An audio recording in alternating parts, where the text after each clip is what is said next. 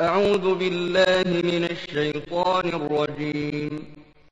بسم الله الرحمن الرحيم. Al-Kaffen, der Todeslaken, deine letzte Kleidung, ob arm oder reich. Hier wirst du nun liegen. Es ist kein Wasserbett und keine Matratze, einfach nur ein Brett mit dem Laken, das auf dich wartet, auf dich allein. Und so endest du, Ibn Adam, ganz steif und erstarrt, ohne jeglichen Schmuck oder Kleidung, nur ein Tuch, das deine Aura, deine Schamteile bedeckt. Nun frage ich dich, wo sind jetzt deine Augen, um zu sehen, um zu schauen? Wo sind deine Hände, um dich jetzt zu bewegen? Wo ist dein sportlicher Körper? Er liegt steif und gestreckt, seine Kleidung und seine Seele entzogen, bewegungslos und kraftlos, ohne Allahs Hilfe, der ihn die ganze Zeit bewegte. Und um dessen Hilfe wir jetzt anflehen. La ilaha illallah. Völlig hilflos liegst du da. Man wartet, dass alles dein Körper verlässt, was dein Körper noch verlassen wird. Und so wascht man dich. Und so reinigt man dich, dein letztes Wudu. Ja, Tora, ich frage dich, bist du ein Muslim, der die ganze Zeit freiwillig Wudu gemacht hat, oder bist du jemand, der überhaupt nicht mal gebetet hat? Denn nur das kann dir jetzt noch helfen. Und so, Ibn Adam, wickelt man dich in dein letztes Gewand ein. Dein letztes Gewand, kein Kleid, kein Anzug, kein Armani, kein Boss, kein Adidas, ein einfach weißer, simpler Laken.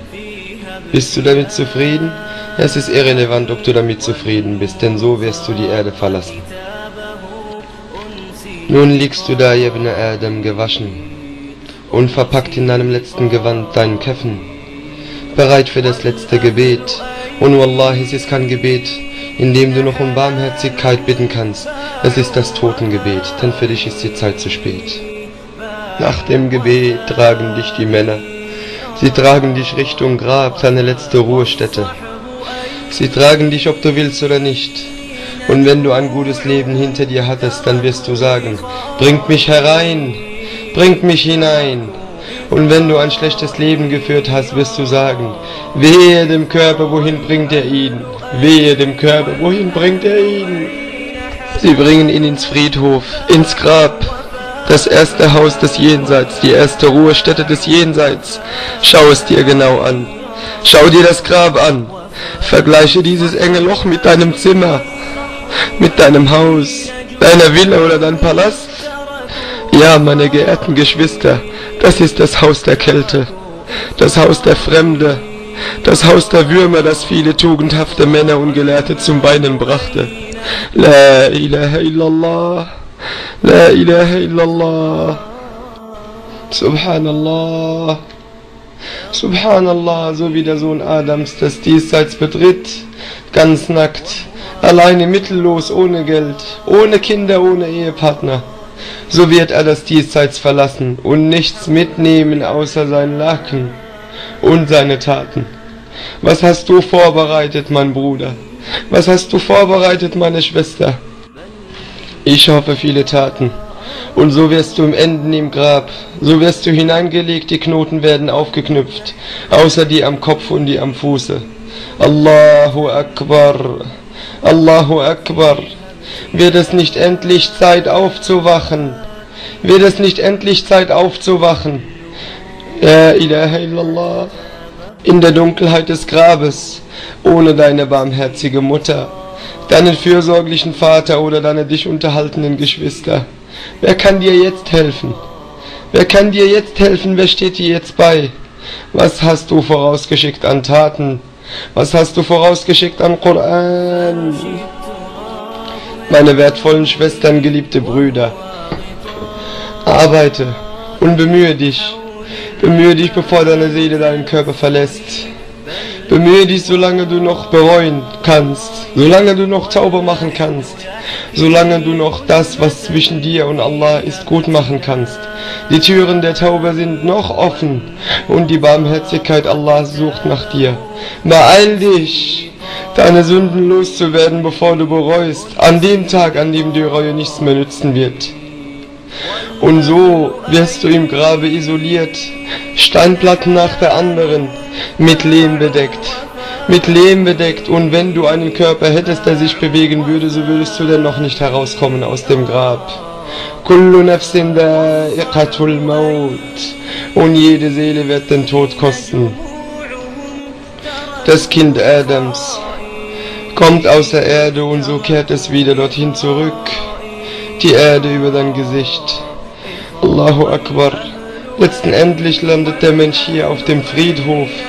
Seine wahre Wohnstätte ist das Jenseits. Und das Grab ist eins dieser Wohnstätten des Jenseits. Kein Entfliehen, kein Wegrennen, das ist dein Schicksal. Also über was vergeudest du deine Zeit? Uthman ibn Affan radiallahu anhu, einer der geehrtesten Gefährten, musste immer weinen, wenn er in einem Grab stand, bis sein Bart nass wurde. Man sagte ihm: Du gedenkst das Paradies und die Hölle und weinst nicht, und weinst über das Grab? Er sagte: Muhammad sallallahu alaihi wasallam sagte, das Grab ist die erste Wohnstätte des Jenseits. Wenn man es heil übersteht, ist alles, was danach kommt, leichter.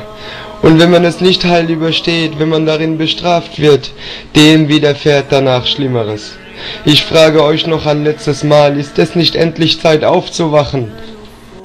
Meine lieben Geschwister im Islam, gebt diese Botschaft weiter an jeden, der das Gebet vernachlässigt.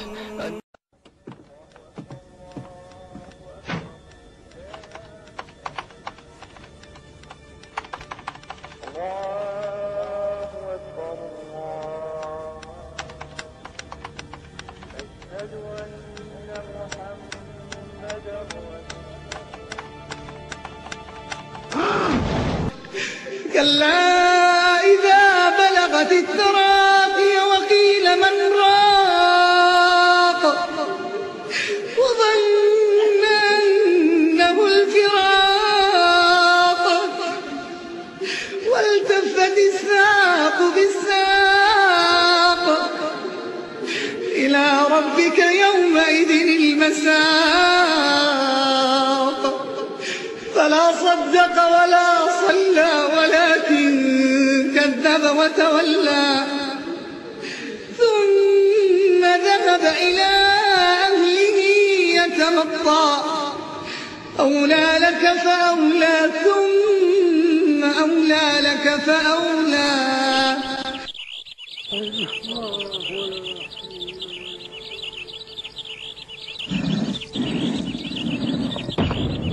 جماعة الآن أخوكم يسأل، اللهم ثبتنا عند السؤال.